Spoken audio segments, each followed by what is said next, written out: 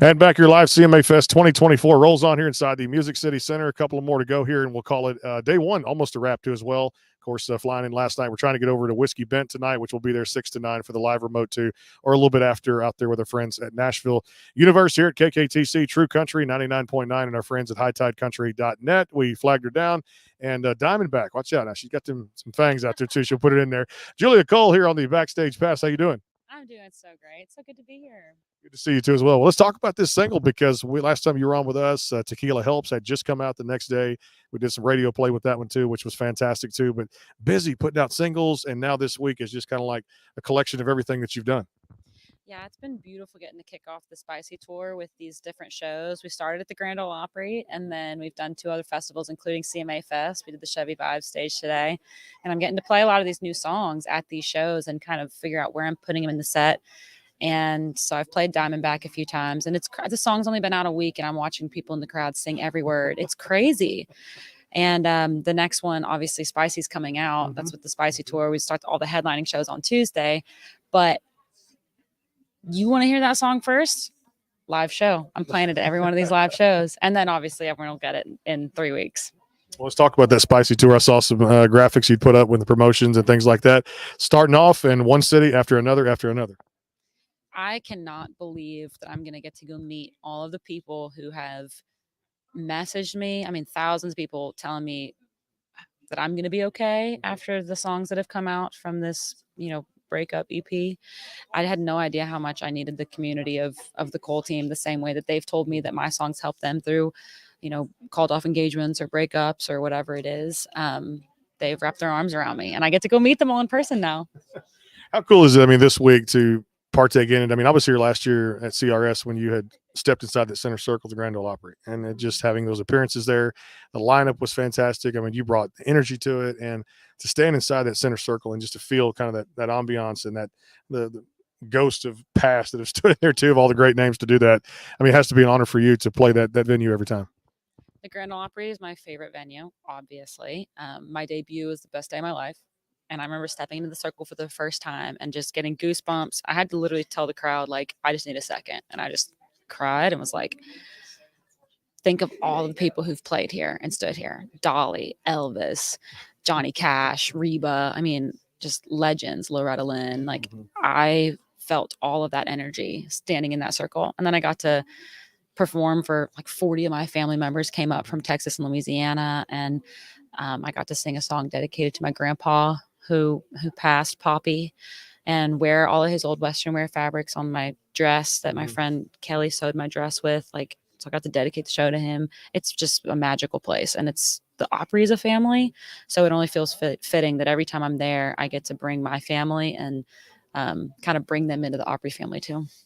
I know we talked about this recently, but for anybody that missed the show, but you're right up there. I mean, you had that just honor of Next Women of Country, and you look at all these great things that are happening for ladies now, this movement with Laney's Red Hot, and of course, all these other great names. The list goes on and on for the names: Hannah Ellis, Ashley Cook, McBride, just ton of artists out there doing their thing. And I think this is probably stronger now, or if as strong, maybe since 90s country, but I think it's now time that ladies are getting the due diligence in country music.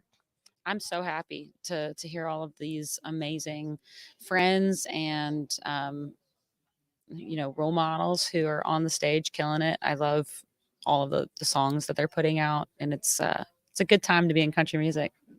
So coming up next, you mentioned Spicy there. I believe that's June 28th, which is coming out too as well. Can't wait to hear that one and do some radio play. Any plans for, I mean, obviously Spicy, the tour and everything else, but 4th of July itself, are you going to go back home to Texas, Louisiana, just kind of hang out there? What I'm going to be doing, but I promise I'll be having fun. I don't know where or with who, but it's going to be a good time. All right, I'm going to tell you what, I got to get some Astros tickets. Okay. And if you back down there, you got to holler at me so we just go to a ball game and just chill. Oh, how fun. I love going to Astros games. It's my favorite. I want to turn it around this year, too. I'm still trying to have some hope, and you told me last time to have some faith, and they started playing a little bit better, which is good. But 2 starting pitchers went down with surgery, which is not a good thing, too. But I like the fact that it's always their next man up, and like you have a Cole team, a support system. Yeah. My friend Nick actually just got traded there from the Padres. So, yeah, I've known him for a while, and I'm so proud of him and so excited for him because he was in the minors with the Astros for a long time. And so now he's getting to be just, you know, on the main stage. He's headlining. Well, they were, like I said, thin on pitching with the injuries, and Nick Hernandez, former University of Houston Cougar, and of course to see him come up, get selected by him, and spend 5-6 years in the organization, and then move on to the Padres and come back to. He used to work actually for a Padres affiliate in San Antonio too. So tell me about this. You know, it's halfway over now. Can't believe it's just talking June 15th, and years like halfway gone. Spicy, man, the tour and everything else. But I know for you guys, there's always, especially you're working on something next with songs in the can and ready to release some new things because you're on fire right now. What are you most looking forward to now that this back half of 2024 continues to move on? Obviously, the tour and the song coming out. Well, it's actually it's much simpler than I think it's maybe feels like to the on the outside looking in. But I release a song a month, and the songs basically come out 6 months after I've lived them. So this whole album, you know, it started with the Life After You EP, and it's just continuing because my life didn't stop when this EP ended. You know, I've kept healing, and I've had to keep going through every step of this breakup, and then you have to figure out your way in the world again. Like there are a lot of things you have to relearn, and obviously tequila helps. You know, like there are a lot of things you get through, and that's just going to continue. And I think I've always kind of done that. I love releasing music that I don't want to wait a really, really long time to put something out because I want to be able to perform it while I'm really feeling it. I need a little bit of a buffer because I don't want to be crying on stage, but like I need the song to still be really real for me.